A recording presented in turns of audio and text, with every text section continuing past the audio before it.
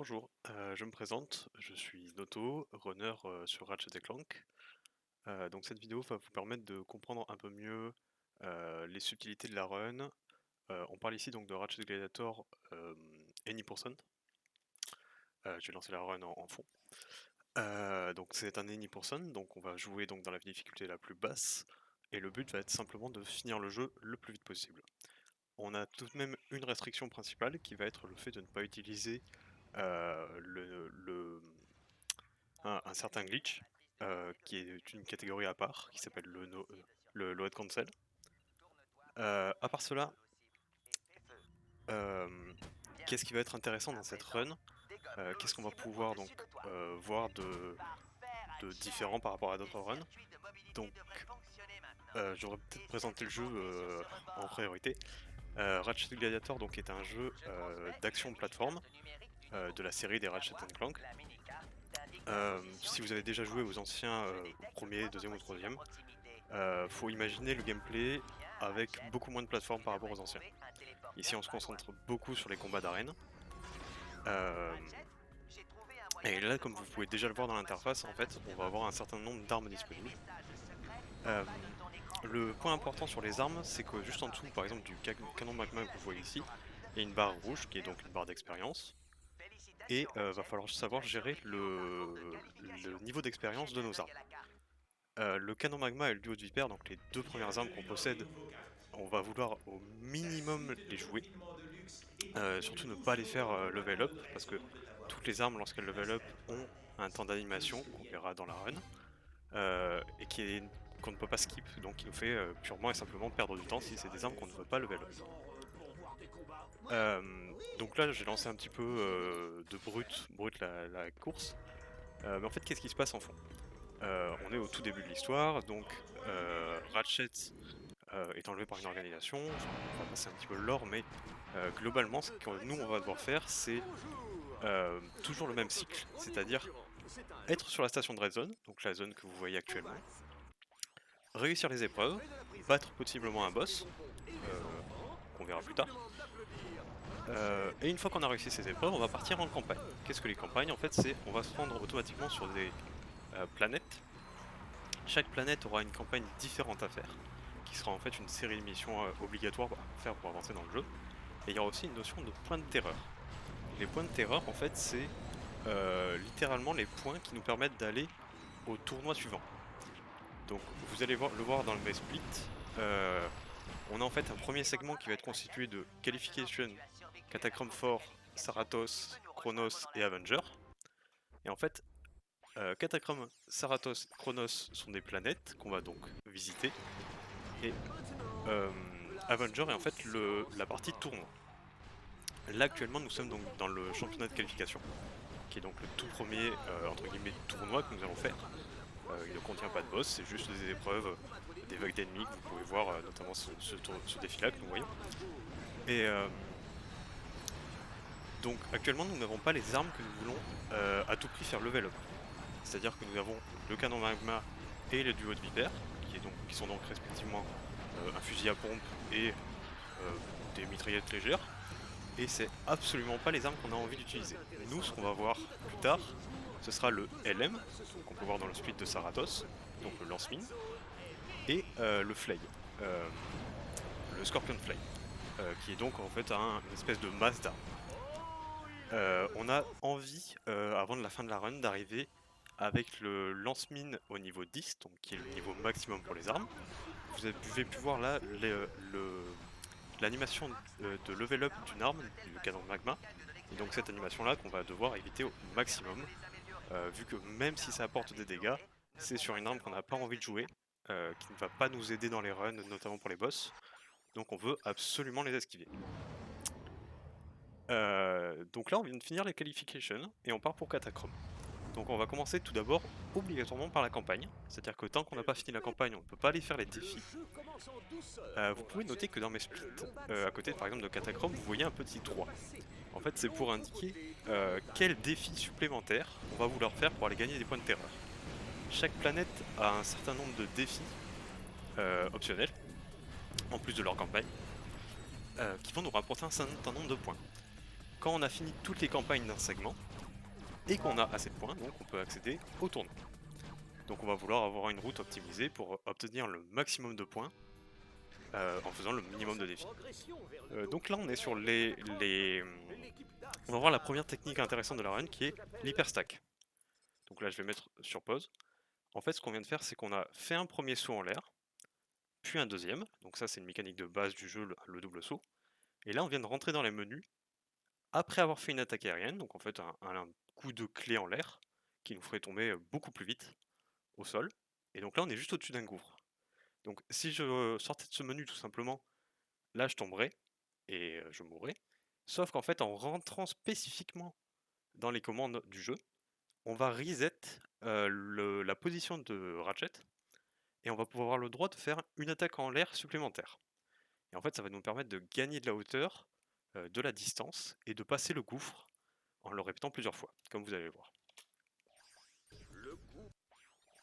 Donc je parle beaucoup là pour le début de la run parce il y a beaucoup de choses à présenter, mais les mécaniques qu'on va y voir, même si on a quelques petits glitches qui peuvent arriver une ou deux fois et qu'on ne revoit pas après, c'est principalement cette mécanique d'hyperstack qui va nous permettre de casser un peu les défis. C'est-à-dire que là on a esquivé 3 boulons qui étaient à tourner, en fait il faut utiliser les bots qui nous suivent pour les tourner, et c'est quelque chose de relativement lent qui nous demande d'aller un petit peu aux quatre coins de la map. Et là on a juste fait tout droit pour aller à la fin du niveau. Enfin à la fin d'une défi en tout cas. L'hyperstacking vous allez le revoir à plein de fois sur un peu toutes les planètes puisqu'il nous est très utile. C'est notre technique la plus polyvalente. Là on voit qu'on est dans une phase de véhicule. Ratchet Gladiator possède deux ou trois véhicules. On va voir dans cette run tous les véhicules et la majorité des armes, sauf une. Même si on va se concentrer donc sur les deux armes principales dont je vous ai parlé tout à l'heure. Là on est sur un défi,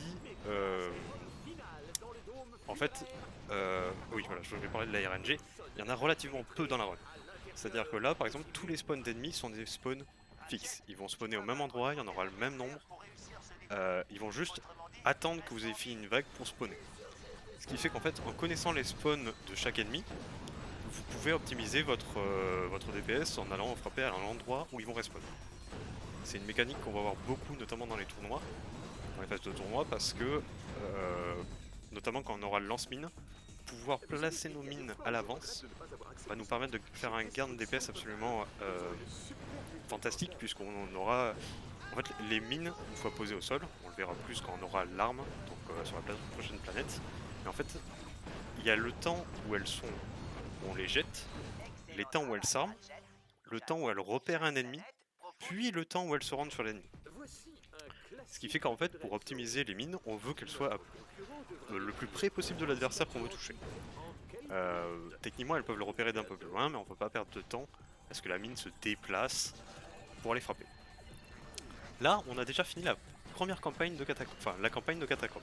C'est-à-dire qu'on est déjà sur les défis supplémentaires. Là, on indique en fait à nos bots d'aller pirater, enfin d'aller placer des explosifs sur des tours. Et c'est là où on va commencer à avoir un des premiers problèmes de cette run, l'intelligence des bots. C'est-à-dire que là, on va se rendre sur le troisième monument à faire exploser.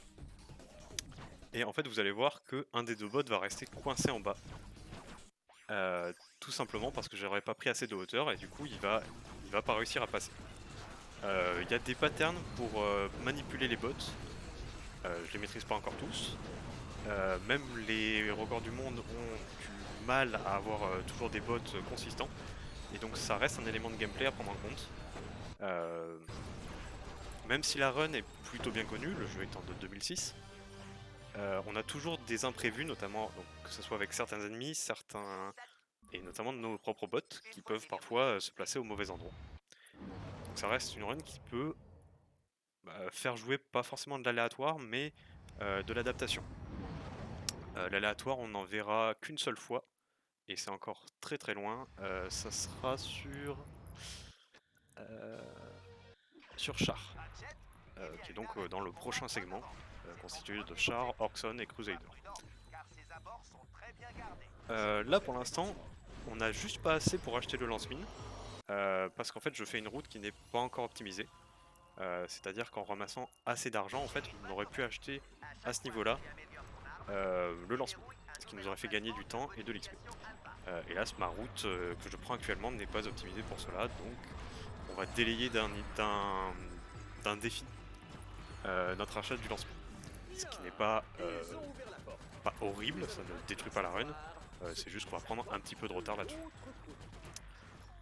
Là on fait tout pour tuer le minimum d'ennemis, c'est-à-dire qu'on ne tue que ceux qui permettent d'avancer dans le niveau et de passer le plus vite possible. Et donc là on va enfin récupérer notre lance-mine. Maintenant qu'on a le lance-mine, ce qu'on veut absolument, c'est le monter le plus vite possible au niveau 10. Parce que là, pour l'instant, vous voyez que la mine, en fait, elle est relativement petite. C'est-à-dire que quand on va arriver au niveau 10, chaque arme a une amélioration spéciale au niveau 10. On ne verra que celle du lance-mine dans cette run, puisqu'on ne montrera pas les autres armes niveau 10. Et donc en fait, le lance-mine, une fois que l'arme est niveau 10, augmente la taille des mines. Alors dans le gameplay normal, c'est pas très impactant, parce que vous allez juste poser votre mine, elle va exploser. Ça ne va pas changer votre DPS, enfin ça va augmenter légèrement votre DPS, mais voilà, ça reste une amélioration classique. Mais là où ça va nous intéresser, c'est-à-dire que à un moment, on va essayer de faire du mine clipping. Je leur expliquerai plus en détail ce qu'est le mine clipping quand on sera face à ce cas-là. Là pour l'instant, en fait ça va nous faciliter donc le mine clipping quand on sera niveau 10, et notamment pour l'épreuve de Valix Belt, qui est un autre split qu'on verra plus tard. On a vraiment besoin que l'arme soit niveau 10 à ce moment-là, en fait, c'est notre objectif.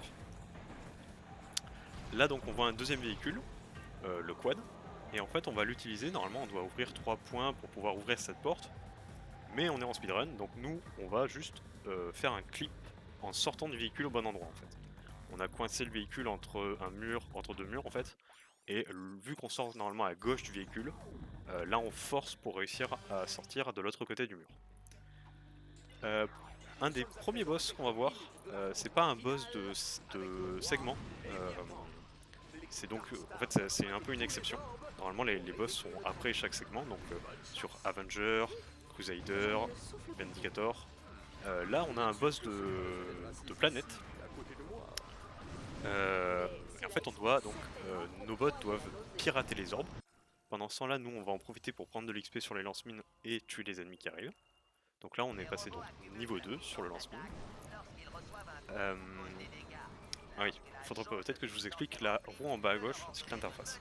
Je vous ai expliqué en haut à gauche on avait les armes, donc on a un menu avec les 3 dernières armes qu'on a utilisées, et en fait on peut changer d'arme sans avoir à mettre le jeu sur pause et en allant dans le menu des armes, donc c'est un gain de temps. Et en fait, là l'orbe rouge que vous venez de voir passer, c'est une attaque spéciale que vos robots gagnent avec le temps en infligeant des dégâts ou en mettant. Et en fait c'est quelque chose qui se charge relativement lentement,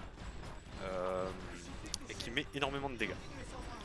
Donc la croix directionnelle que vous allez voir en bas à gauche, après cette phase de véhicule, je vais faire une petite pause et donc expliquer le défi actuel. Donc là tout simplement on a le droit au Rodator, qui est donc cette espèce d'araignée à 4 pattes, armée de lance-missiles.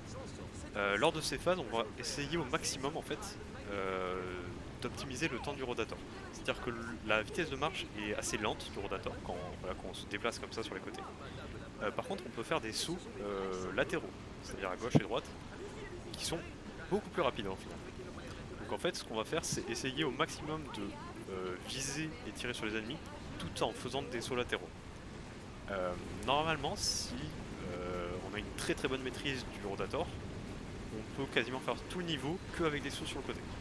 C'est un skill que j'ai pas encore, qui est relativement complexe parce qu'il faut réussir à cibler nos cibles tout en faisant les sauts de côté, et en sachant qu'on ne peut pas bouger la caméra. Enfin, si on bouge la caméra, on oriente l'angle où le rotator va sauter, ce qui peut complexifier nos flux. Donc là, on vient de finir donc la campagne et le défi de Saratos, et donc on se rend sur Chronos.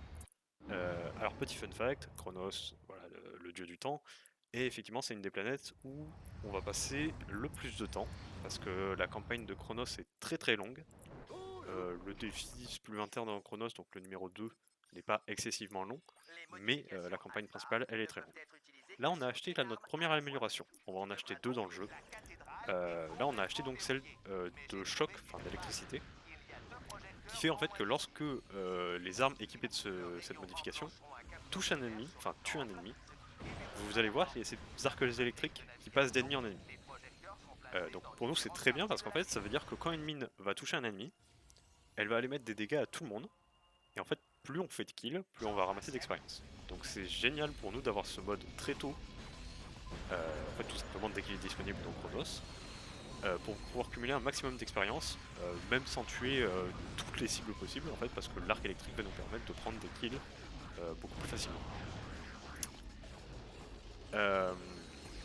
Le déroulement de Chronos, ça va être principalement une mission où vous vous déplacez pour aller chercher des nœuds qui permettent d'ouvrir au final la cathédrale, et des missions où on va croiser le boss du segment, même si ici on ne l'affrontera pas dans la station de Red Zone, dans la station du tournoi, mais sur cette planète directement.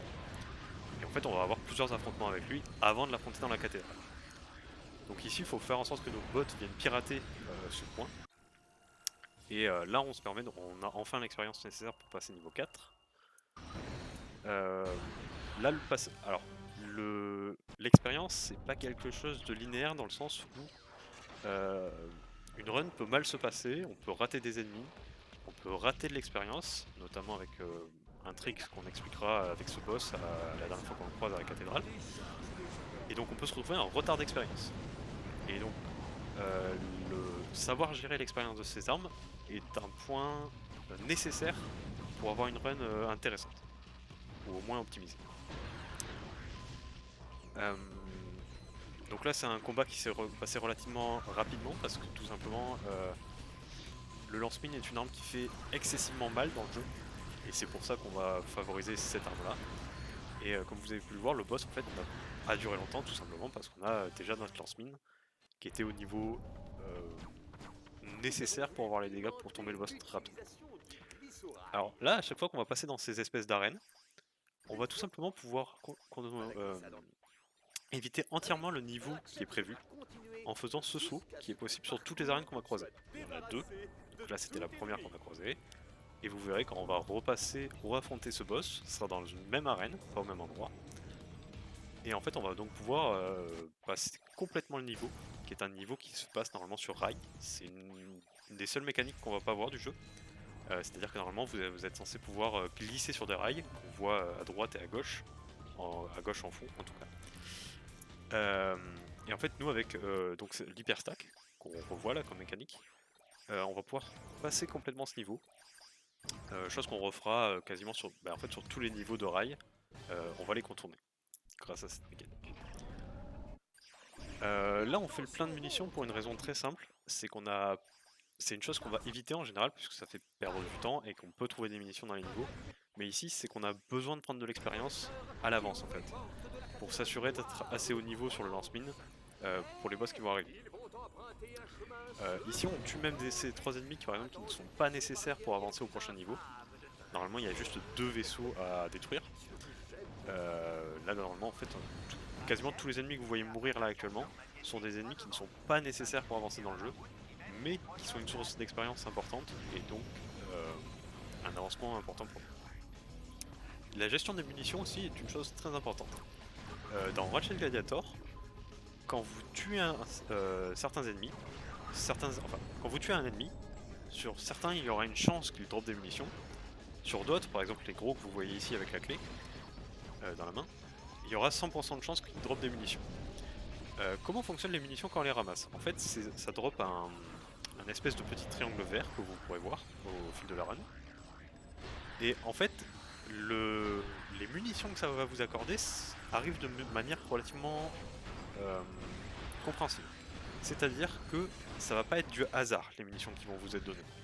Si vous utilisez une mine, il va donc vous manquer une mine, et ce sera la seule munition qui va vous manquer. Donc le jeu va dire ok, il te manque une mine, on te donne donc des munitions de mine. Par contre, Si je fais un tir avec mon canon magma par exemple, le fusil à pompe, et que je tire avec mon lance-mine, là il y aura 50% de chance que j'ai des mines ou du canon magma.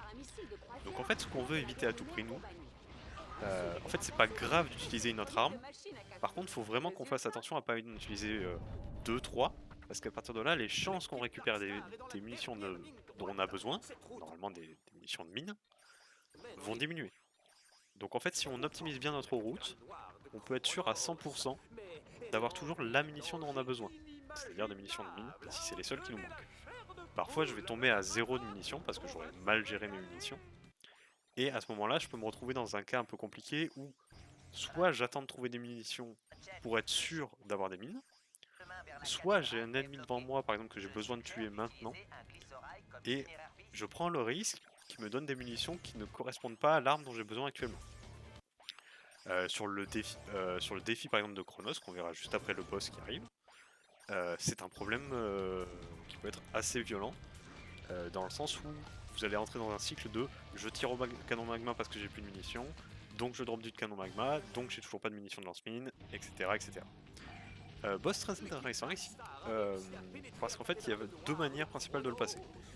Normalement vous êtes censé l'affronter dans les 4 côtés de la cathédrale, mais en fait nous on va se rendre directement au dernier côté, c'est-à-dire qu'il aura déjà pris des dégâts. En fait il va apparaître dans la zone où on est avec la vie qui lui reste.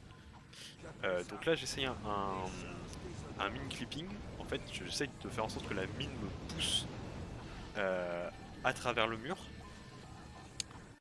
Cependant ça se passe mal, c'est-à-dire que normalement c'est un clip, c'est une technique que je suis censé passer au 2-3e essai. Là, ça s'est vraiment mal passé, donc je suis obligé de recharger. Et en fait, vous allez voir quand je vais réussir à le passer, c'est que vraiment le bord de mon personnage va passer à travers le mur parce que la mine le bloque. On va en refaire un ici, cette fois-ci sur le côté, qui est plus facile à exécuter. Et en fait, là on est arrivé donc sur le 4e coin de la cathédrale, ce qui fait que il va passer les 3 premières phases automatiquement, ce qui va détecter qu'on est au bon endroit. Il va prendre des dégâts parce qu'il va considérer voilà, que sa vie a baissé, et il va nous rejoindre. Fun fact, on peut voir donc qu'il y a deux instances du boss qui sont présentes, une dans l'arène et une au fond que vous avez peut-être pu voir. Et en fait, je vous ai dit qu'il y avait plusieurs routes sur ce boss. En fait, nous on est passé donc directement par le mur, et on aurait pu passer par les hauteurs. En fait, passer par le mur, ce que je fais donc est censé être plus rapide. Cependant, je perds un peu de temps parce que je n'ai pas réussi à l'exécuter proprement. Mais si je le rentrais du premier coup, ça me ferait gagner énormément de temps. Mais pourquoi est-ce que par exemple d'autres runners ne le font pas? Eh bien tout simplement parce que tuer le boss en passant par le mur, donc le chemin que je vous ai montré, peut causer un problème qui fait qu'on ne gagne tout simplement pas d'expérience sur le boss. Actuellement c'est encore pas très bien compris les raisons qui fait que si on gagne ou pas de l'expérience sur ce boss, ça peut arriver, comme généralement ça n'arrive pas en fait. Donc passer par le mur que je vous ai montré, c'est un peu une prise de risque actuellement parce que ça veut dire que je fais une croix sur l'expérience pour essayer de gagner du temps. L'autre choix qu'on a donc c'est de passer par la hauteur en utilisant la mécanique d'hyperstack que je vous ai montré tout à l'heure.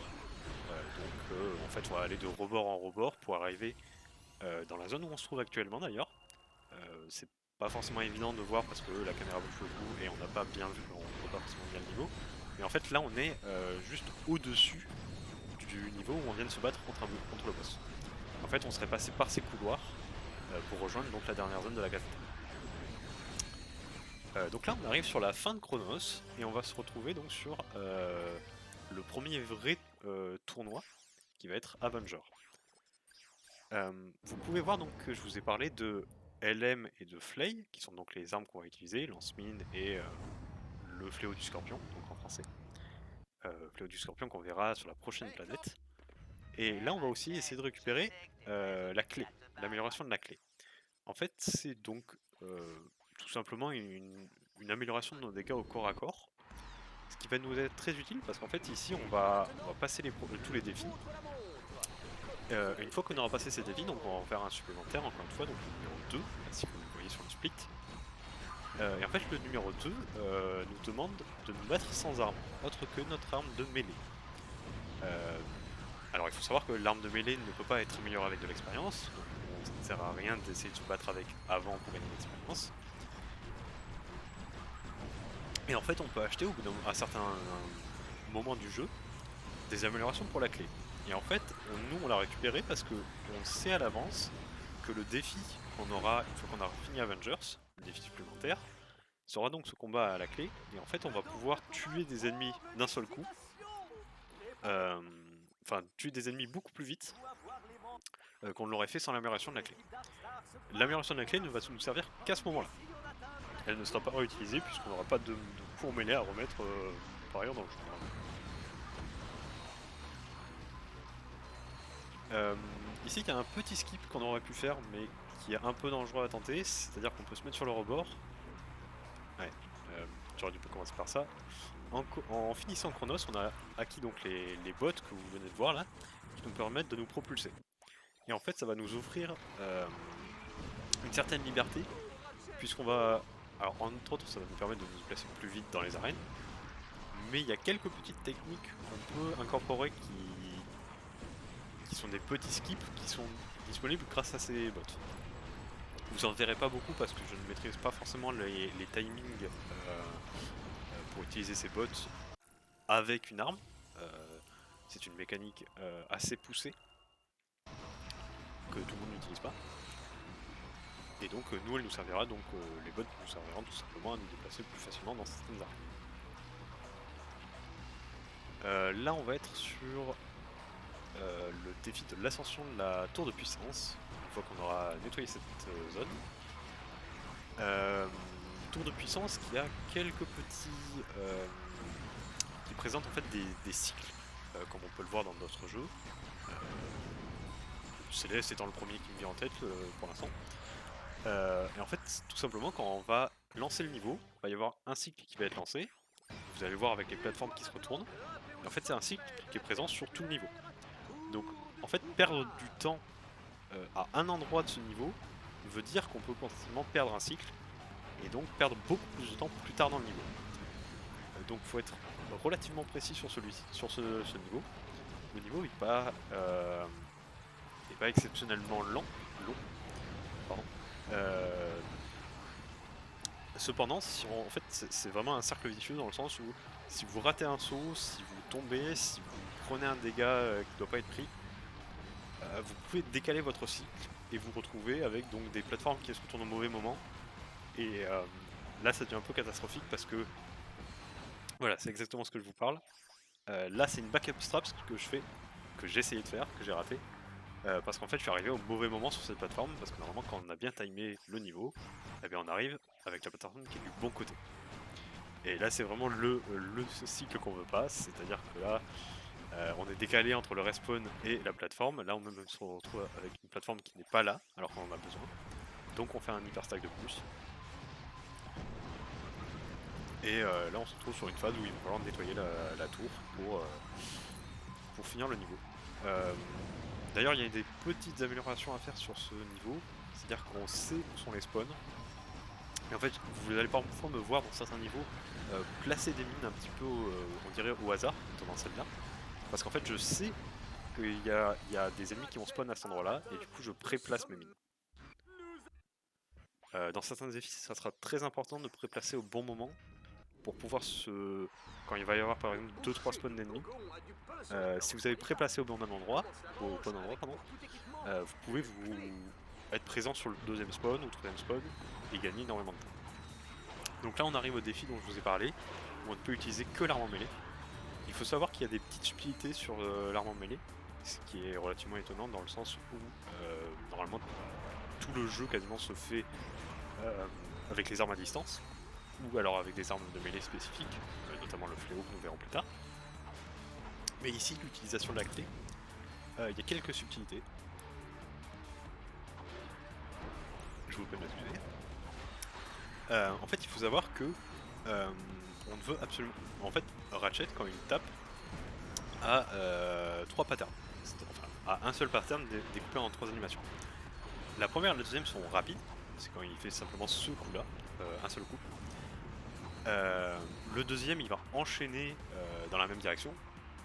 Le problème c'est que le troisième est très lent par rapport aux deux premiers. Donc en fait on va toujours vouloir faire un coup, deux coups, puis reset notre chaîne. Il y a aussi... oui, je vous disais que c'était étonnant que l'arme soit aussi développée, dans le sens où il y a plein de petites techniques qui ne sont utilisées donc que dans ce défi. Par exemple le fait que vous pouvez lancer votre clé, ce qui va faire un dégât à l'aller puis un dégât au retour, ce qui peut être très pratique pour stun un ennemi, ou le tuer si les dégâts sont suffisants avec l'aller et le retour. Vous avez aussi des dégâts augmentés si vous sautez et faites une attaque en l'air. La mécanique de l'hyperstack vous le montre pas parce qu'en fait on ne touche jamais d'ennemis en le faisant. Mais on peut faire énormément de dégâts avec un ennemi juste en lui sautant dessus. Pas assez pour que ça soit compétitif par exemple sur les boss, mais sur des ennemis classiques on peut one-shot certains ennemis avec ça. Là vous voyez qu'on a récupéré le fléau de scorpion. Pardon, je me pense que ça sur le premier défi. Là en fait ce qu'on essaye de faire c'est d'aller toucher le bord d'une hitbox. Donc là c'est raté. Mais en fait, normalement, c'est une zone d'arène où on est censé activer les orbes que vous voyez sur les côtés, les pirater, ce qui fait spawn des vagues d'ennemis, et nous on n'a pas le temps. Donc en fait, on va juste aller toucher le rebord de la plateforme, et ça va nous valider le défi. Donc oui, on a récupéré le fléau de Scorpion, donc là, vous voyez la petite icône juste en dessous de notre canon Elma actuellement. Et en fait, c'est une arme qui est très intéressante, parce qu'en fait, elle a même un DPS supérieur au mini. Enfin, un coup de fléau fera plus mal qu'une mine, même si on peut placer plusieurs mines. Mais en fait, le fléau va nous permettre de tomber des boss excessivement vite. Notre objectif dans la run, c'est d'obtenir donc le lance-mine niveau 10, notamment pour faciliter certains main clips, mais aussi d'avoir le lance-mine, le fléau de scorpion niveau 7, pour avoir en fait les dégâts maximum sur le dernier boss, qui va tomber excessivement vite si on a bien fait notre route.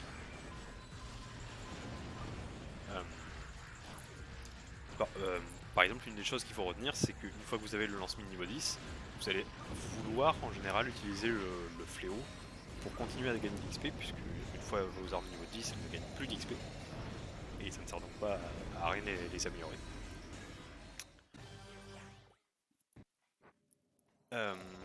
Là on est sur Char. Le passage que vous avez vu juste avant, c'est un passage qui était relativement complexe, dans le sens où il y a des patterns connus pour passer de manière safe, parce qu'il y a énormément de tourelles et c'est un niveau que vous auriez dû passer en véhicule, mais nous on passe à pied parce que c'est plus rapide avec les bots qu'on a récupérés.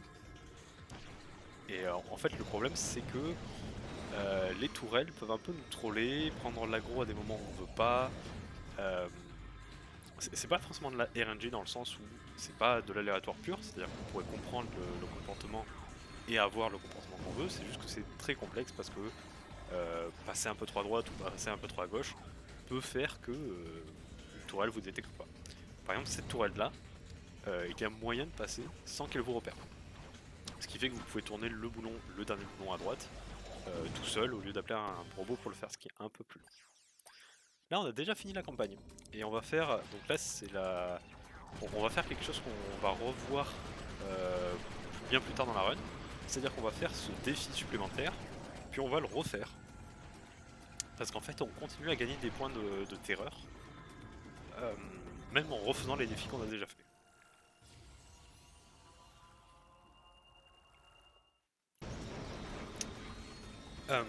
Donc ce défi consiste à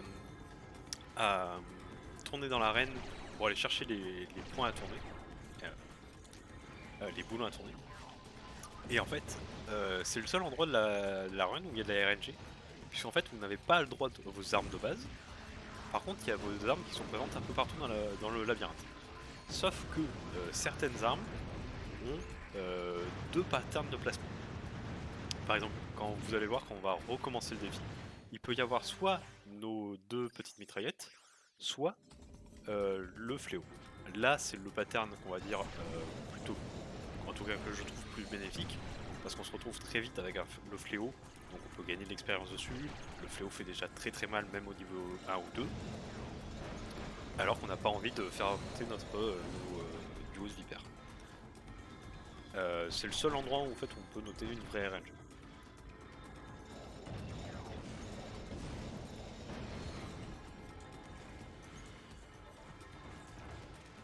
Je vais essayer de finir avec l'interface et arrêter de m'éparpiller, mais donc en bas à gauche, vous voyez en fait les ordres que vous pouvez donner à vos robots qui vous accompagnent.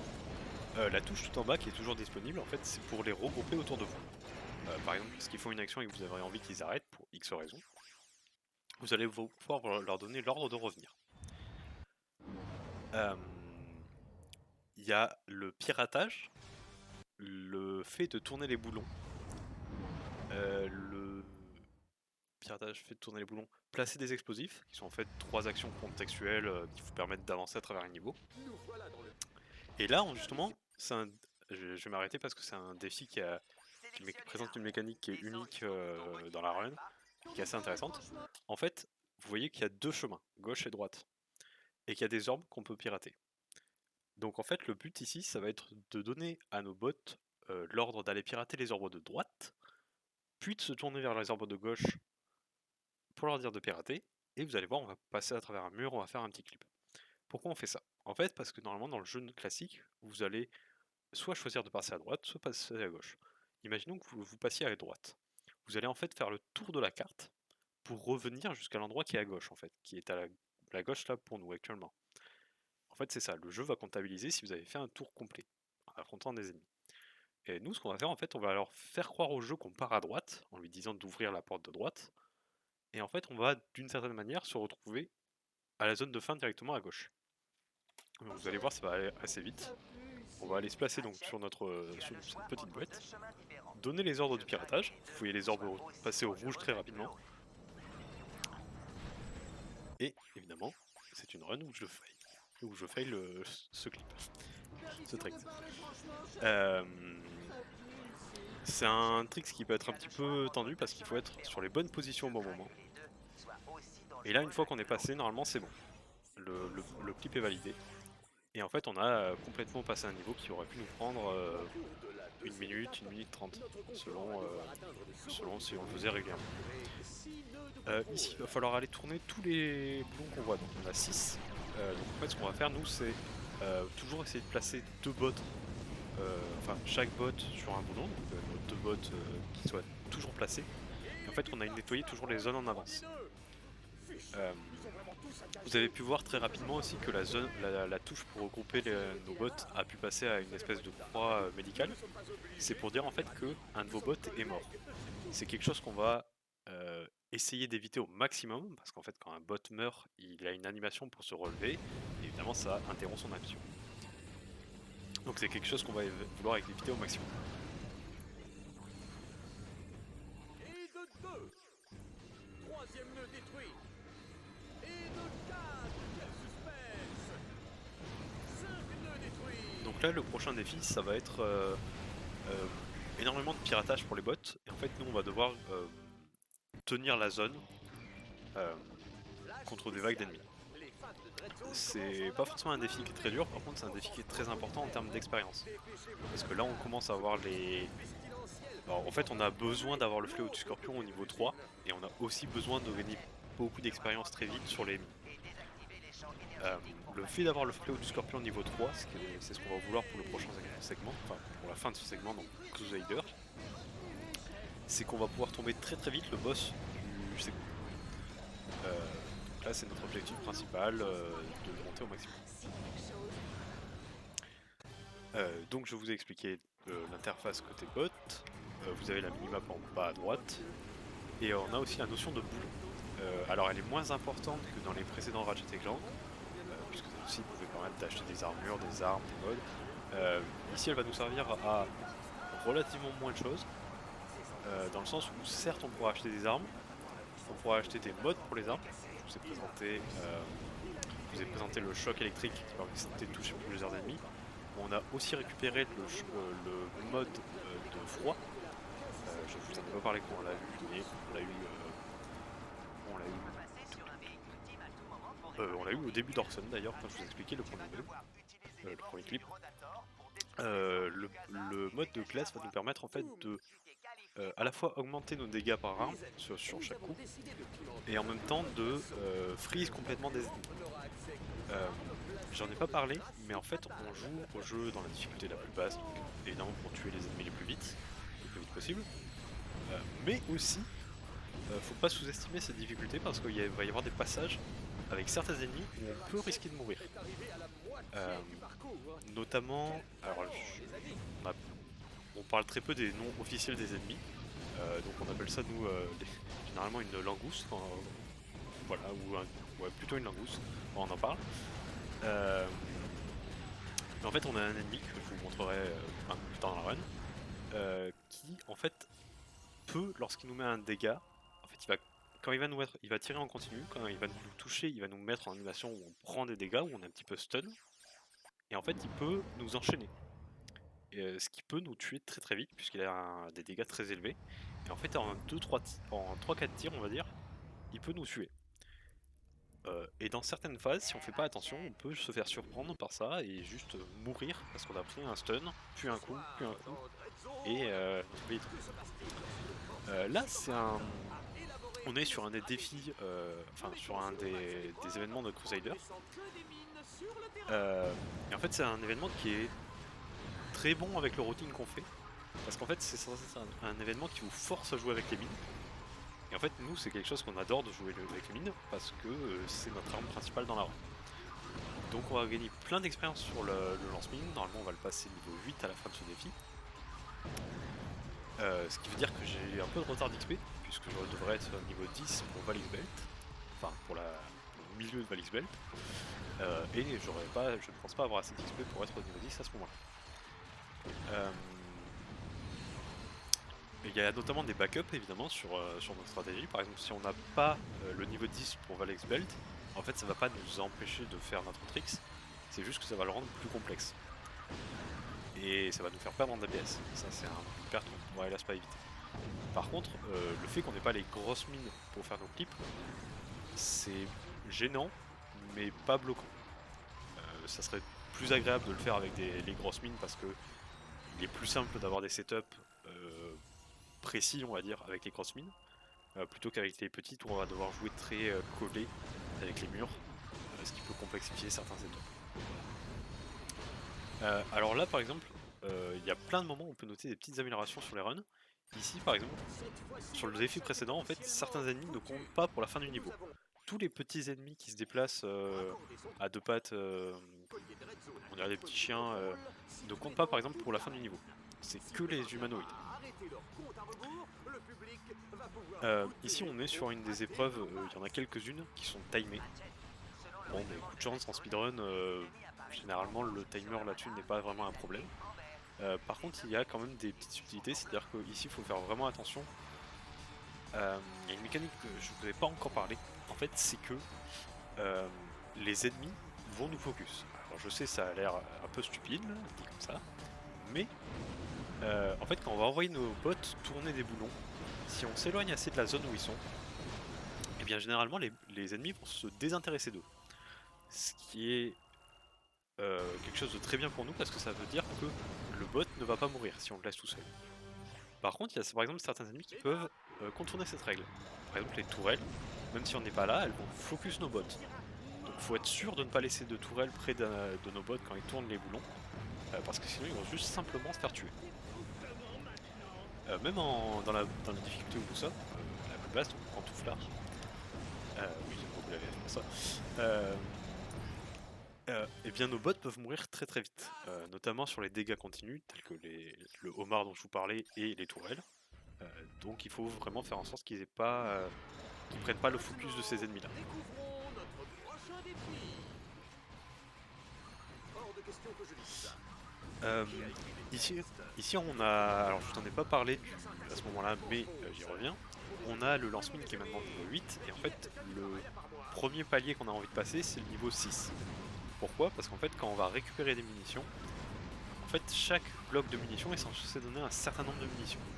Par exemple au début quand vous récupérez des munitions pour le lance-mine, enfin pour le mine chercheuse, vous en récupérez 2.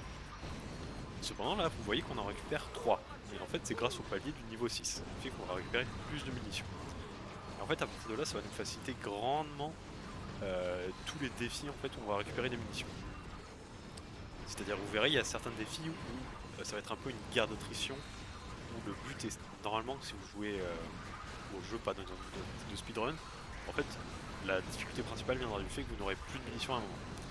Nous on a un tel DPS et en fait on récupère tellement de munitions sur les ennemis que ça sera pas du tout une guerre d'attrition, ça sera une guerre de tuer les ennemis importants le plus vite possible. Et par exemple ici ce défi, si vous le jouez normalement, ça peut arriver très très vite que vous vous retrouviez sans munitions et que vous deviez presque le finir à la main avec vos armes de mêlée. Voilà, c'est un point assez important de bien gérer ses munitions et d'atteindre vite les paliers dont on a besoin. Le fléau de scorpion par exemple est une arme où on se fiche un petit peu des paliers de munitions parce qu'en fait dès le niveau 1, quand on récupère des munitions on en récupère 5. Ce qui fait qu'on est très très large en termes de DPS pour tuer des ennemis avec cette arme.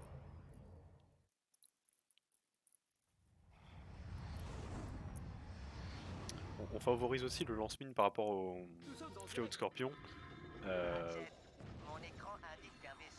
parce que le DPS en AOE est beaucoup plus important et peut être... En fait vous n'avez pas besoin de bouger avec le lance-mine pour taper à distance si vous orientez bien votre mine. Ici je fais directement une backup strat parce qu'en fait je trouve la strat principale très très risquée pour un gain de temps. Alors on parle de 15-20 secondes, ce qui est conséquent, cependant. Mais je trouve que ça en vaut pas le coup, dans le sens où faire la route optimisée est très dangereux. Et en fait, si vous le ratez une fois, normalement vous avez perdu le gain qu'elle offre. Donc je préfère faire la route classique par sécurité. Cependant, si j'ai vraiment besoin de gagner du temps à un moment, je peux tenter de faire la stratégie risquée. Mais voilà, dans cette run là, alors, je suis en retard sur mon temps, mais je me dis que c'est possible de battre mon PV et donc je joue la sécurité. Là, on voit enfin les phases de véhicules aériens, enfin du véhicule aérien. Le véhicule n'est clairement pas aussi agréable qu'on pourrait le croire. C'est-à-dire qu'il y a des temps très très longs pour se tourner. En fait, ce qu'on déteste, ce qu'on aime, c'est qu'il va très vite dans les lignes droites.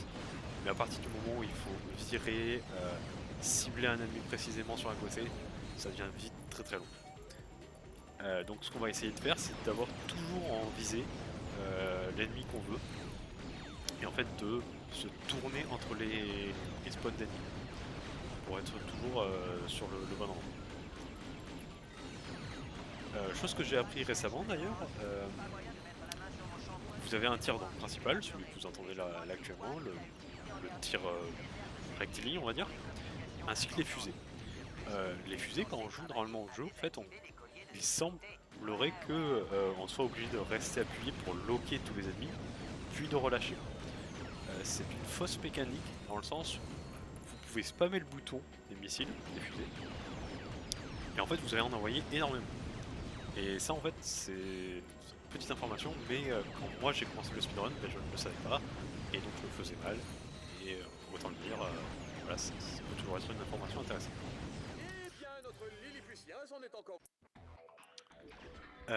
Voilà, normalement on a envie d'avoir le niveau 10 du lance-mine, exactement pour ce moment. Donc là vous voyez qu'il me manque un tout petit peu plus d'un niveau. En fait parce que le setup est beaucoup plus simple si vous avez les grosses mines. Parce que là vous voyez que je suis collé au mur, alors que normalement avec les grosses mines, je pourrais juste me décaler un petit peu, être un petit peu plus laxiste sur mon positionnement et passer le clip. Voilà, là on a passé le premier mur, et en fait normalement on est censé ouvrir les orbes pour pouvoir ouvrir les portes, mais nous on profite du mine clip pour passer au travers. Il est possible voilà, je réussis du deuxième coup, mais il est possible de le réussir du premier coup. C'est juste que c'est complexe avec les petits ennemis. Et maintenant, fan de Dread Zone, l'équipe Darkstar va devoir rejoindre Alors là, je prends un peu de temps avant d'utiliser le swinger, le grappin, parce qu'en fait on peut tout à fait se faire toucher en l'air et juste tomber dans le vide, ce qui est problématique. J'ai pas énormément parlé des gadgets tels que le swinger et le lance-câble. Donc le lance-câble, il n'y a pas grand chose à dire côté speedrun parce que c'est juste une interaction spécifique avec les bots à certains endroits. On n'a pas vraiment de gros glitch avec. Par contre le swinger, si vous avez joué aux 3 premiers Ratchet et Clank, vous allez être surpris si vous allez commencer le Ratchet Gladiator. C'est-à-dire qu'il est très lent, un peu même pâteau. C'est-à-dire que vous allez devoir presque pré-shot le grappin à l'avance, alors que par exemple dans Ratchet Clank 2, par exemple, vous aviez un grappin très réactif qui permettait de se raccrocher un petit peu quand on voulait. Là c'est pas du tout le cas, c'est-à-dire que même dans le gameplay un peu classique, ça peut arriver que vous ratiez un saut parce que le swinger met énormément de temps à se déclencher. Là on arrive sur la fin de Valix Belt, c'est-à-dire qu'on vient de finir la campagne à l'instant, et donc on arrive sur le premier défi, enfin, le numéro 2, mais le seul défi que nous on fera ici. Qui ressemble un petit peu à ce qu'on vient de faire juste avant, donc avec ce que vous expliquez les clips. En fait ici ça ne sert pas à grand chose, enfin même à rien de clipper les murs à l'avance parce qu'on est obligé de tourner les boules. Ce qui fait qu'on est obligé d'attendre nos bots. Là vous voyez d'ailleurs l'effet du mode de freeze dont je vous ai parlé, qui donne donc cette couleur bleue avec de la glace sur les ennemis. Et en fait c'est pratique de pouvoir juste bloquer un ennemi même sans le tuer. Parce que comme ça on perd pas de temps forcément à le finir, même si c'est de l'expérience qu'on va sacrifier. Il y a tout un jeu entre l'expérience qu'on veut et le temps qu'on veut gagner. Et parfois on accepte de faire un sacrifice d'expérience pour gagner un peu de temps.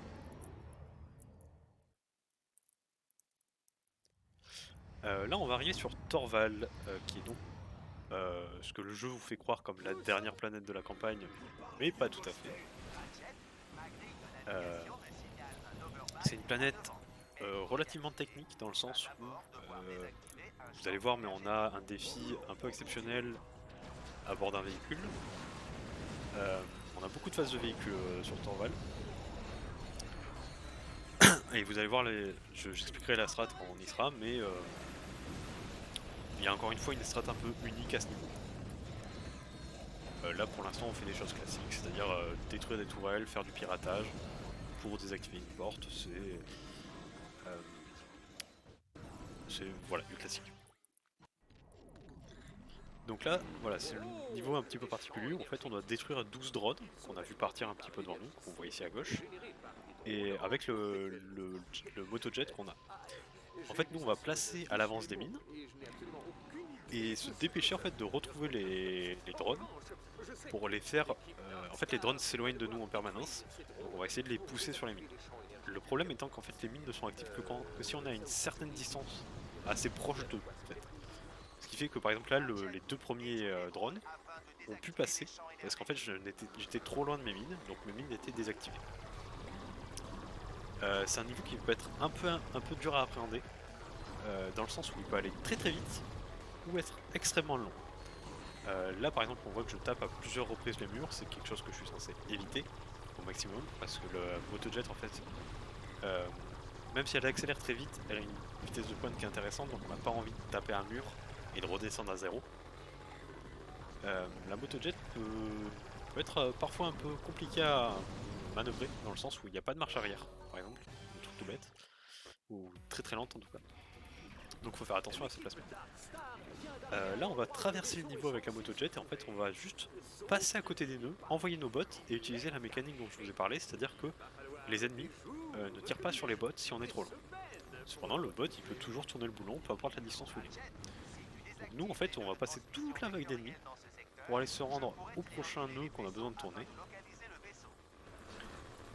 Et comme ça en fait les bots sont tranquilles en train de tourner les nœuds, il n'y a aucun ennemi qui les focus. Et nous on se permet d'aller au plus vite sur le prochain nœud dont on a besoin.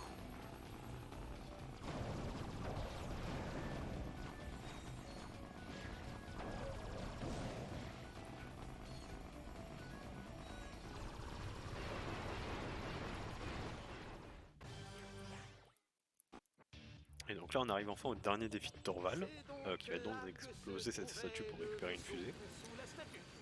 Et en fait là on va vite se dépêcher d'aller sur la plateforme principale pour que nos bots commencent à placer les explosifs. Vu qu'en fait il n'y a besoin de tuer techniquement aucun ennemi, on prend juste pour l'XP et pour libérer les bots, enfin pour leur faciliter la vie.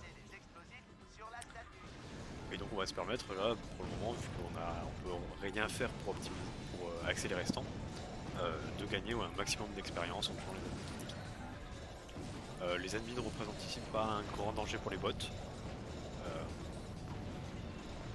Ils peuvent mourir, on vient d'en voir un mourir là, par exemple, mais globalement s'ils sont en train de pirater, il ne faut pas être trop embêté. Donc là on va avoir un nouveau gameplay, c'est-à-dire la tourelle. Vous avez peut-être vu que certains ennemis pouvaient utiliser ces tourelles. Et bien là on va avoir un défi complet où on est que sur une tourelle et il va falloir tirer sur les bons ennemis au bon moment pour que ça soit le plus rapide possible. C'est pas forcément la phase la plus passionnante de la run, cependant il y a beaucoup de petites optimisations. Savoir le nombre de tirs à mettre par ennemi, par type d'ennemi, savoir où va spawn le prochain vaisseau. Donc c'est un segment qui est assez court, mais à optimiser, c'est pas forcément aussi simple qu'on pourrait le voir.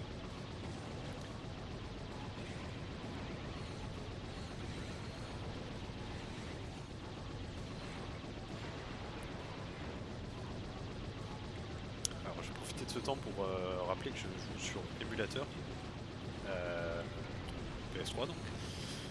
Au niveau de la run, en termes de détails techniques, on est capé à 60 fps puisque Ratchet Gladiator est un vieux jeu qui utilise la mécanique de vos FPS en fait déterminent la vitesse du jeu. C'est-à-dire que si on renaît le jeu à 120 fps, bah, il serait 2 fois plus rapide, ce qui pose évidemment problème dans un sens d'égalité pour les runners, ce qui fait que voilà, tous les gens qui runnent le jeu sous émulateur sont capés à 60 fps. Même si la majorité des runners sont directement sur PS3, voire PS2. Voilà pour le petit détail technique. Donc là on va être sur le défi du Vindicator.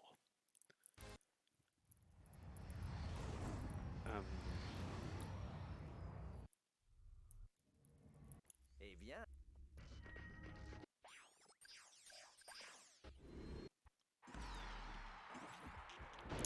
Voilà, donc là ça va être un défi, on va avoir le plus d'armes différentes, parce qu'en fait le jeu va nous mettre à la suite différentes armes.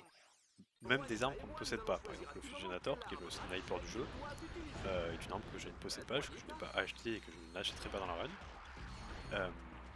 C'est aussi la raison pour laquelle j'ai appliqué le mode électrique dessus.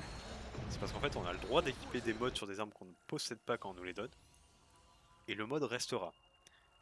Je vous précise ça parce qu'on va avoir le lance-roquette du jeu, qui s'appelle l'arbitre, sur lequel je vais mettre le mode électrique, et en fait ça va nous aider un petit peu dans ce défi, mais ça nous aidera aussi à un autre défi plus tard, où en fait on va nous redonner l'arme, et le mode sera déjà placé, ce qui fait qu'on pourra déjà utiliser la propriété électrique, donc toucher plusieurs ennemis de l'arme, même si on ne possède pas l'arme et qu'on n'a techniquement pas placé le mode avant, puisqu'on n'a pas acheté l'arme.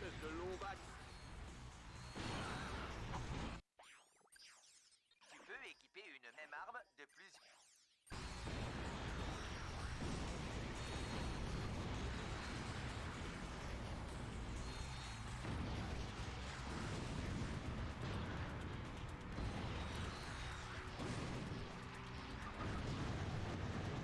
Voilà, ce tir, ce que j'appelle les homards donc c'est ces ennemis-là.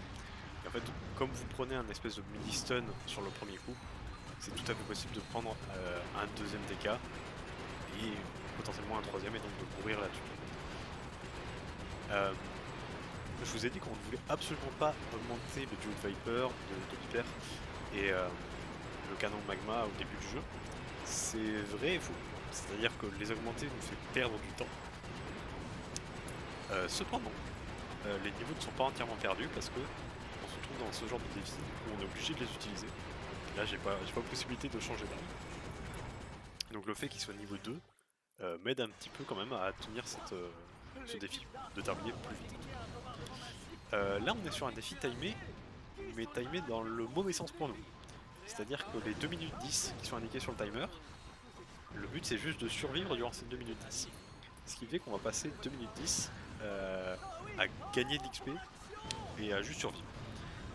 Il y a un bombardement en même temps sur toute la zone, ce qui faut qu'on doit rester mobile. C'est un défi normalement si on a bien exécuté la run, ce qui n'est pas le cas ici. On en profite pour monter le fléau du scorpion parce qu'on a techniquement le lance-mine déjà niveau 10. Là j'ai volontairement sacrifié un petit peu mon lance-mine niveau 10 parce que je sais que ça va pas m'apporter énormément. Par contre je sais qu'augmenter le DPS de mon fléau de scorpion va me servir sur les prochains boss. Donc c'est une run comme je vous l'ai dit où il y a beaucoup d'adaptations. Les choses peuvent mal se passer et du coup il faut savoir réagir assez vite. Ce qui est aussi le principe des events. Donc à partir de là je vais aussi un petit peu alterner parce que même si le niveau 10 me servira pas pour les mines, pas pour le clip dont j'ai envie, ça reste important d'avoir le niveau 10 parce que ça reste une grosse amélioration du DPS. Là techniquement notre fléau du scorpion est déjà niveau 5 donc il fait extrêmement mal et tue la majorité des ennemis en 1 voire 2 coups. On a quand même envie d'avoir le lance-mine le plus haut possible parce que le lance-mine va nous permettre dans certains défis de bloquer des zones complètement, de s'assurer que les ennemis ne spawneront pas ou seront morts instantanément dans cette zone. Et donc en fait nous concentrer par exemple sur une autre partie du niveau. Normalement dans cette run, on le verra au niveau de libéral, donc dans les derniers splits. À un moment je vais couper un petit peu une arène en deux. Parce qu'en fait la réflexion que j'ai c'est je place les mines d'un côté et elle gère ce côté là et je suis avec mon fléau de l'autre côté à tuer tout ce qui spawn de ce côté là. Et ça permet donc d'optimiser la vitesse pour tuer les ennemis. Parce qu'en fait le fléau de scorpion, son problème principal ça reste la portée. Donc là, boss du Vindicator. Le boss est relativement simple. Dans le sens où on a des armes qui sont très haut niveau et donc on le fait extrêmement mal. Et en fait on va profiter de... Quand on lui met assez de dégâts il passe en mode bouclier.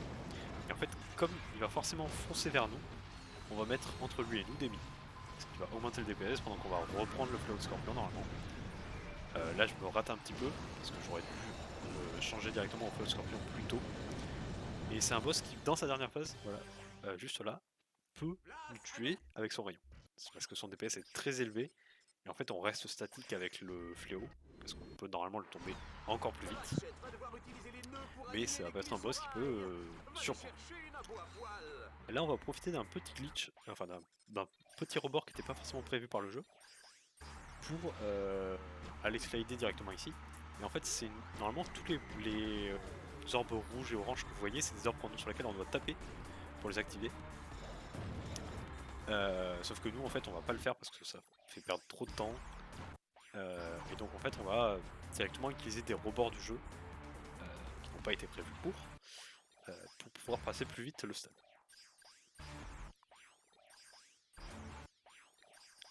Alors là on revoit la mécanique d'hyperstack utilisée pour gagner la hauteur.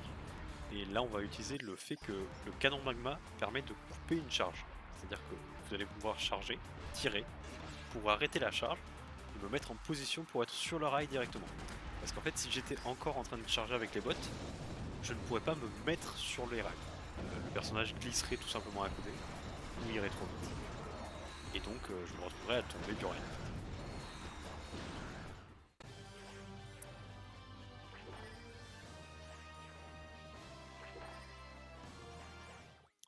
Alors là on va arriver, donc on va partir pour Stygia. Stygia. Je suis pas sûr de la prononciation. Qui est en fait la seule planète du jeu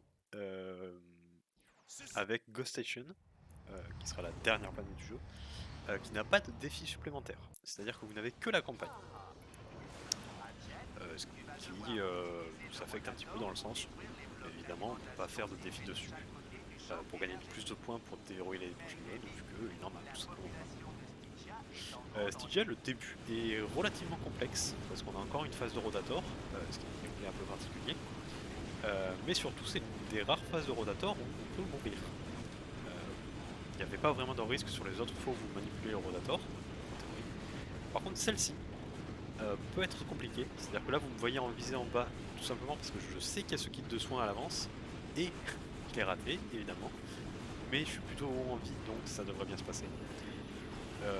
En fait il y a beaucoup de spots d'ennemis très violents qui vont nous mettre énormément de dégâts, notamment la tourelle sur laquelle je suis coincé actuellement, qui peut détruire lors de notre arrivée en fait, si on n'y fait pas attention.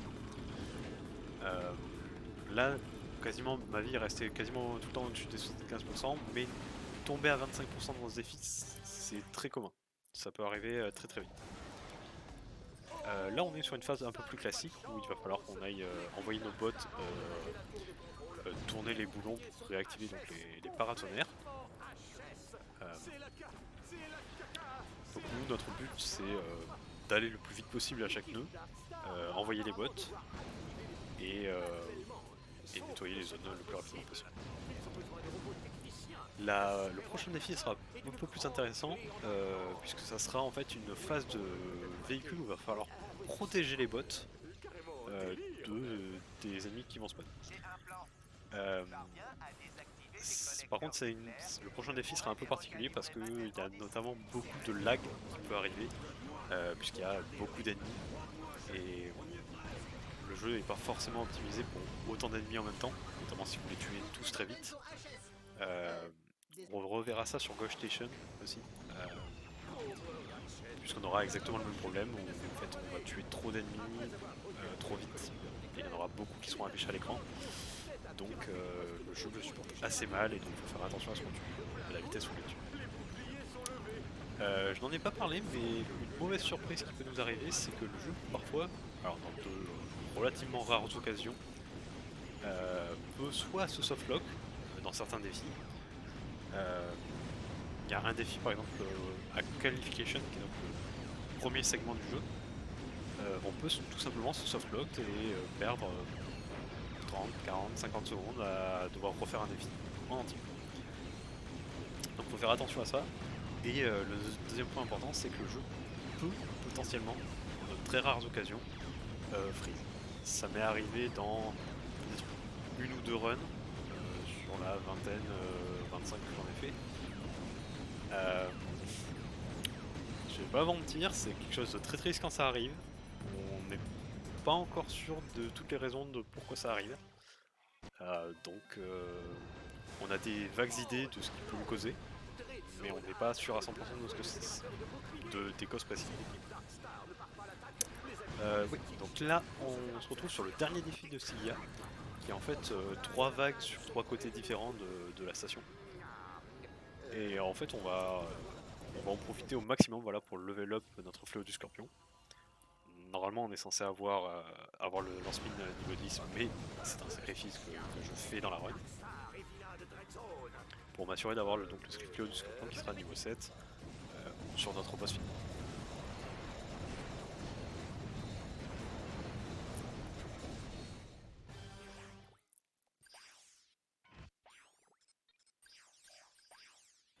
Alors Maraxus, c'est une planète qui peut paraître très très longue, enfin relativement longue, on l'a fait de manière normale, et qui est beaucoup plus courte en speedrun. C'est-à-dire que là, normalement, vous devriez aller tout droit, passer dans une première zone, faire une première arène, puis aller enfin libérer un bot. Et nous, en fait, on va complètement passer à côté, sauter au-dessus de ce mur, et se retrouver à la fin du niveau, instantanément. C'est un niveau qui peut prendre 2-3 minutes facilement. Et là on le fait en 16 secondes, ce qui est plutôt bien. Là on a, pour donner un petit peu de contexte sur Maraxus, c'est une planète où en fait nos robots sont enfermés. On a récupéré le premier lors du défi précédent, même si on l'a pas vu. Et donc en fait on est un robot sur deux, donc on ne peut pas les envoyer les deux tourner les boulons en même temps. Ce qui fait que là on est limité en termes de temps, enfin de robots tout simplement. Et on va devoir faire avec. Donc en fait on va se placer à l'avance sur les nœuds dont on a besoin. On va laisser le robot tourner le nœud pendant ce temps là et se redéplacer au prochain nœud dont on a besoin.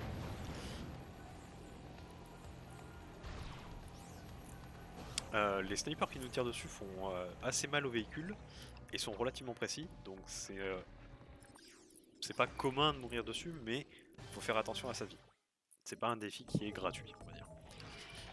Là, c'est un défi qu'on va couper un petit peu en deux parce qu'on va juste passer au travers en fait d'une grande partie du niveau avec ce clip, puis le clip suivant qui va nous permettre de nous retrouver en fait quasiment tout simplement à la fin et devant l'endroit où est enfermé notre deuxième bot. Là, on voit un des problèmes qu'on peut avoir avec les bots, c'est que les champs de force peuvent les bloquer. En fait, ils vont pas trouver le moyen de se téléporter avec nous et du coup, on va devoir trouver une alternative. Là, ce que je vous montre, c'est un peu une backup strat parce que normalement le bot est censé passer. Mais là, il a décidé que non. Donc, backup strat où je passe tout seul. Là, en fait, il y a toute une phase où on doit faire descendre le bot en restant appuyé sur un bouton, enfin sur une plateforme au sol. Mais nous, en fait, on va juste passer à travers la porte de fin et s'en aller théoriquement sans le bot, mais en finissant la plate. Vous pouvez me voir galérer sur les mind clipping, c'est parce que normalement j'ai l'habitude ici d'avoir déjà le lance-mine niveau 10, et donc d'avoir des setups un petit peu différents. Faut accepter dans la run de, si vous n'avez pas assez d'XP, de se préparer à faire des mind clips un peu différents, vu que vous n'aurez pas les grosses mines. C'est un sacrifice qu'on fait en se disant qu'on va monter le flot du scorpion en échange, et potentiellement avoir plus de dégâts sur le boss final. Et sur les boss qu'on peut rencontrer en temps. Là c'est tout simplement une course qu'on va répéter 2 fois pour avoir le bon nombre de points pour passer au dernier segment, enfin au dernier tournoi libéral. C'est une course qui est relativement simple, il faut juste faire bien attention à pas toucher les tonneaux explosifs parce qu'en fait vous allez perdre évidemment des points de vue, mais vous allez être ralenti un petit peu au moment du choc. Donc c'est quelque chose qu'on veut éviter.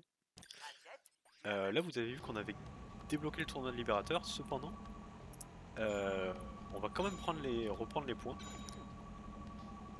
Pardon. Tout simplement pour avoir assez de points pour débloquer à la fin de Libérol avec les 2 défis supplémentaires directement Ghost Station. Parce qu'en fait avec notre routing, si on ne prend pas les points ici, on se retrouve à 2000 ou 3000 points manquants pour débloquer la station fantôme. En termes de, pour vous donner une idée des points requis, pour la station fantôme, qui est donc le dernier niveau du jeu qu'on débloque, il nous faut 245 000 points de terreur pour le débloquer. Et évidemment avoir fini tous les tournois précédents. Ce qui fait que 2000 ou 3000 points manquants, c'est pas énorme, mais surtout quand des défis peuvent nous en donner jusqu'à 15 000 par exemple. Mais voilà, faut bien optimiser la route pour avoir les bons passages. Là, pour Libérol, on va rester encore sur du classique, c'est des épreuves d'élimination. Donc vous voyez qu'on est sur, qu'on récupère l'arbitre, qui est donc le lance-roquette dont je vous ai parlé, et qu'on avait équipé du mode, et le mode est déjà équipé. Donc en fait, la petite perte de temps qu'on a fait avant nous permet de gagner du temps sur ce défi-là. Parce que vous voyez, c'est énormément de petits ennemis en fait, et si je devais les toucher à chaque fois avec les roquettes, la zone d'explosion de l'arbitre est très faible. Donc en fait sans le mode je passerai 3, 4, voire même 5 roquettes de plus à chaque vague, ce qui serait une perte de temps très importante. Là on va voir une des dernières armes qu'on va découvrir dans la run, le lance-grenade, je pourrait définir comme ça, l'oblitérator. Et même chose, on va équiper, alors on la reverra pas dans la run, mais on va quand même l'équiper du mode électrique, notamment pour toucher les ennemis aériens, qui sont très durs à toucher sans ce mode. Et tous les ennemis un peu rapides, les orbes que vous voyez là. En fait, avec le mode électrique, si vous en touchez une, vous détruisez la vague. Ce qui est très pratique, notamment avec l'oblitérator qui est une arme où c'est assez dur d'aller toucher des ennemis précisément. Notamment quand ils sont rapides et aériens. Là on est sur un défi qui va présenter une mécanique un peu unique. C'est-à-dire que quand vous faites des kills, vous allez tout simplement augmenter votre vitesse. on voit que j'ai enfin le lance-mine niveau 10. Vous voyez que le skin a un peu changé et que les mines sont beaucoup plus grosses qu'avant. Oui, on est sur un défi où vous voyez parfois il y a l'accélération qui s'affiche à côté du temps. En fait, plus vous tuez d'ennemis, plus vous allez vite dans vos mouvements et dans vos attaques. Ce qui fait que le fléau du scorpion qui peut parfois manquer un petit peu de vitesse dans ses animations, là est bien plus rapide. Et en fait, dans les derniers ennemis à tuer, ça devient une arme absolument stupide en termes de DPS parce que vous avez une animation d'attaque qui est très courte et des dégâts qui sont immenses. Au niveau des dégâts, pour les compter, on parle de puissance, de niveau de puissance. En fait, quand vous allez level up, là vous allez le voir, ça affiche la puissance de l'arme. Fléau de Scorpion niveau 7, là, donc, a une puissance de 1000. Pour avoir un ordre d'idée, la première arme que vous avez dans le jeu, pas le canon magma, pas le shotgun, donc vraiment les petites mitraillettes que vous obtenez, ont une puissance de 10. Là on est sur une puissance de 1000. Le facteur est extrêmement important. Et le Fléau de Scorpion est une arme qui prend, il me semble, 100 points de puissance à chaque level up. Ce qui est énorme. Là on est sur le pseudo-boss final du jeu, Esa Hardlight, qui est un boss relativement frustrant dans la mécanique parce qu'en fait vous allez devoir lui mettre une série de dégâts, puis il va mettre un bouclier et vous allez devoir attendre pour le retaper. C'est pas comme les premiers boss que vous croisez où vous pouvez les détruire très très vite. Lui, il est là si vous temporisez un petit peu, ce qui est quelque chose qu'on apprécie évidemment pas en speedrun. Cependant, c'est pas un boss très menaçant, contrairement à d'autres qu'on a pu croiser, dans le sens où il a très très peu de chances de vous tuer, ses attaques sont très prévisibles, et voilà, globalement, il n'est embêtant que par son temps. Là, on est dans un défi donc, dont je vous parlais, où normalement on est censé être en guerre d'attrition, c'est-à-dire qu'en haut à gauche, vous voyez mon arme clignoter en rouge de temps en temps, c'est pour indiquer que je perds des munitions. Vous voyez aussi ma vie diminuer de base, enfin naturellement je veux dire, parce qu'en fait le jeu me retire des ressources dans ce défi. Donc en fait il y a normalement des munitions qui sont censées apparaître sur le terrain et des packs de soins pour permettre de vous de continuer cette guerre d'attrition. Mais nous en fait on a tellement de dégâts que vous allez voir que le plus souvent je suis presque au maximum de mes munitions et au maximum de mes points de vie. Tout simplement parce qu'on a une arme qui est extrêmement violente, le lance-mine. D'ailleurs ici j'aurais pu faire une petite variation en utilisant le fléau de scorpion, mais en voyant le petit retard que j'ai accumulé, les 33 secondes de retard que j'ai actuellement, je décide d'utiliser le lance-mine qui est plus rapide à nettoyer la zone. Parce qu'en fait le problème du fléau c'est que vous allez vous tourner, vous allez devoir regarder où arrive chaque ennemi, et autant sur certains défis c'est relativement simple de savoir où spawn chaque point d'ennemi, autant dans celui-ci vous avez 4 directions, vous tournez tout le temps, il est très probable que vous ne soyez pas tourné dans la bonne direction pour taper avec le fléau. Donc on préférera utiliser, enfin je préférerais en tout cas dans ce setup utiliser les coups.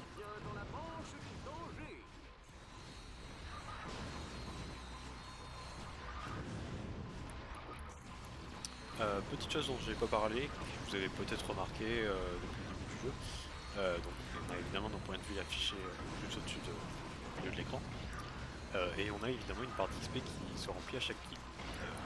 Quand on prend un level, on prend un point de vie supplémentaire, ce qui fait que pour l'instant je suis à 43 et je vais bientôt passer à 44. On n'utilise pas entre guillemets cette mécanique dans le jeu, dans le sens où on va pas par exemple tanker précisément un certain nombre de dégâts en sachant qu'on va level up. Cependant, il est arrivé dans certaines de mes runs, pas forcément celle-ci, mais dans d'autres, que le passage d'un level up me sauve parce que lorsqu'on passe à un niveau supérieur, on a notre vie qui est remplie au maximum. Et donc c'est une mécanique qu'on peut utiliser, qui est peut-être utilisée en tasse, s'il y a des dégâts à prendre pour optimiser. Enfin voilà, c'est une mécanique autour de laquelle on pourrait théoriquement jouer. Alors ici là c'est le deuxième niveau normalement que vous devriez passer sur les rails. Cependant nous on va utiliser donc une charge, un tir pour couper la charge, un hyperstack et différents hyperstacks pour réussir à atteindre la plateforme directement.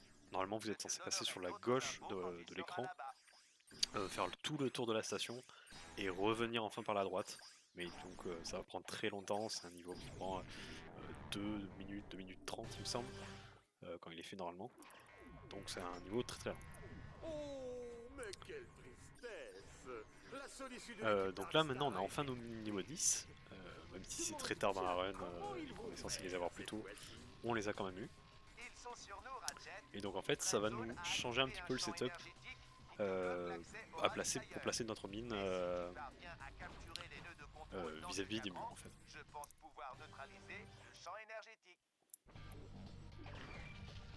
Red Zone, c'est pas de la tarte. L'équipe Darkstar pensait pouvoir s'en aller comme ça, mais franchement, vous croyez quand même pas qu'on allait les laisser faire? Donc là normalement c'est un niveau qui est assez long aussi, c'est-à-dire qu'il faut se balader dans la station, désactiver des nœuds pour ouvrir des murs. Mais nous en fait on va passer à travers ces deux murs et arriver directement dans la salle de contrôle du vaisseau, détruire 4 ordinateurs, c'est encore une fois une mécanique un peu unique à ce niveau là, on la revoit pas dans la run. Et une fois qu'on a cassé les ordinateurs, on a accès au véhicule. Donc là on est sur la dernière version de la station fantôme, et en fait il va falloir détruire donc, toutes les tourelles que vous voyez tirer en violet, ainsi que les blocs d'alimentation qui sont donc les blocs fer fluorescents. C'est un niveau qui est un petit peu complexe dans le sens où le routing peut être encore une fois un petit peu complexe. C'est-à-dire qu'il nous faut la route la plus courte où on récupère donc tous les nodules, mais évidemment aussi toutes les tourelles. Il y a énormément de nodules, il y en a 33, sachant qu'on a toujours ici le petit lac dont je vous ai parlé. On le voit peut-être pas forcément en vidéo, mais en jeu, quand vous essayez de tourner et que vous sentez le lag, ça reste un peu complexe. On va essayer au maximum de tuer que les ennemis dont on a besoin. Il y a notamment beaucoup d'ennemis volants dans cette phase, et en fait on a besoin d'en tuer aucun. Les soldats aussi on n'a pas besoin de les tuer, donc on va éviter au maximum, puisqu'en fait ils vont causer aussi du lag lors de leur vie. On va souvent préférer laisser des ennemis vivants qui vont moins faire laguer le jeu en général que de les tuer, parce qu'en fait leur animation de mort sont très coûteuses en termes de lag. On va préférer tuer que ceux dont on a besoin. Et là on arrive enfin sur le dernier split, et pourtant pas le plus simple. Dreadzone, donc le retour à la ville du début, enfin à la station du début, où on est passé pour tous les tournois. Et en fait elle est divisée en 4. C'est-à-dire que vous allez avoir les 3 générateurs, Est, Ouest et Centre, ainsi que le combat final contre Vox, le boss final. Chaque générateur va montrer des techniques un peu spéciales, parce qu'en fait c'est un agencement un peu particulier qui fait que on peut passer à travers beaucoup de choses dans ce niveau. Il y a beaucoup de choses de présentes qui servent de plateforme et beaucoup de choses auxquelles on peut passer à travers. Donc on va pouvoir se permettre beaucoup de passages un petit peu surprenants. Notamment ici le passage à travers. En fait on va, au lieu de faire tout le niveau où il faudra aller tout droit, puis tourner à droite et revenir sur le générateur, nous on va directement passer à travers le niveau pour aller directement jusqu'au générateur. Il faut savoir que le fait qu'on passe ici par l'extérieur du niveau, ce qui n'est donc pas vraiment prévu par le jeu, va faire que la salle du générateur, normalement en fait il faut livrer un combat, c'est-à-dire que nos robots vont pirater la salle pendant qu'on les défend. Enfin poser des explosifs sur les générateurs. Et en fait il y a de nombreuses vagues d'ennemis qui arrivent en continu. Ici comme on n'est pas rentré vers la porte principale, le jeu il va un petit peu pas comprendre ce qui se passe, et il va absolument pas nous envoyer de vagues d'ennemis. Parce qu'en fait, normalement, si vous étiez de l'autre côté, donc à gauche là, le jeu vous enverrait des vagues d'ennemis pour vous agresser et tuerait vos bots très probablement. là on a une phase beaucoup plus tranquille. Vous verrez sur les prochains générateurs, il y en a au moins un en tout cas où on va se battre, et vous verrez que c'est un petit peu plus complexe. Excellent, Ratchet. Maintenant... Ce soir est un épisode tragique de Dread Zone. Petite fierté que je tiens à noter sur ce niveau. Euh, alors je pourrais pas affirmer que c'est la route la plus rapide que j'utilise ici. Cependant c'est une route personnelle, c'est-à-dire que le World Record n'utilise pas cette route. Je n'ai pas vu de documentation où d'autres runners utilisaient cette route. Et c'est une route que j'ai trouvée avec un petit peu de chance en fouillant le niveau. C'est une route qui est un petit peu technique parce qu'en fait on peut se rater à beaucoup d'endroits et qui demande beaucoup d'hyperstack alors que la route officielle en demande un peu moins. C'est pas une route que je maîtrise non plus, même si je l'ai trouvée en premier. Je suppose en tout cas l'avoir trouvé en premier vu que je n'ai pas vu d'autres traces. Cependant voilà, ça nous demande d'être dans un angle de caméra qui n'est pas forcément super agréable à gérer. Parce qu'en fait là, vous ne le voyez peut-être pas, mais j'utilise la carte en bas à droite pour voir si mon angle est bon, si je me dirige bien vers l'objectif de la bonne manière, puisque en fait le retour visuel que j'ai est juste très mauvais pour me repérer. Et en fait il est très complexe il est possible, mais il est très complexe de déplacer la caméra entre des hyperswings. C'est-à-dire que le setup de doigt que moi j'ai en tout cas, fait que automatiquement c'est très compliqué d'utiliser un pouce pour aller déplacer le joystick droit. Du coup voilà, on a un peu une vue un peu décevante on va dire, vu qu'on voit pas très bien le bug, mais voilà, ça nous permet d'atteindre directement le générateur. Vous voyez qu'un de mes bots a un peu bugué parce qu'il a pas réussi à la suivre. C'est pas vraiment surprenant vu le passage qu'on prend, mais c'est une petite perte de temps.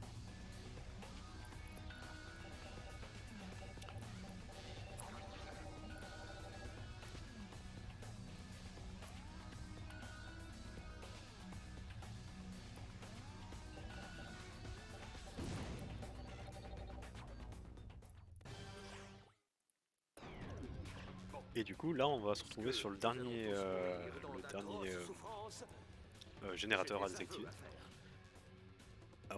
Ici c'est un bug qui est assez précis, c'est-à-dire qu'on va essayer de passer au travers de cette porte, mais en fait à ce moment là je me dis que il est possible de pas de PB vu que je suis assez proche.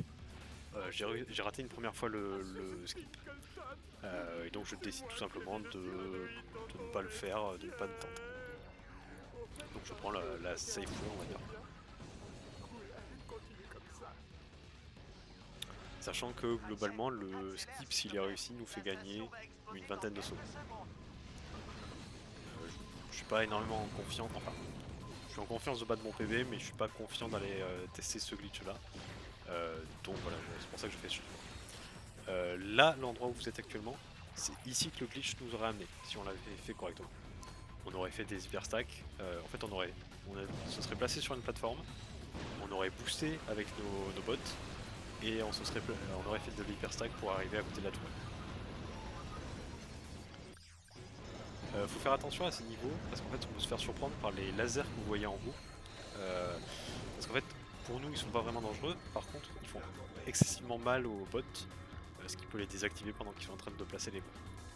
Donc évidemment causer une perte sèche de potentiellement jusqu'à 10 secondes.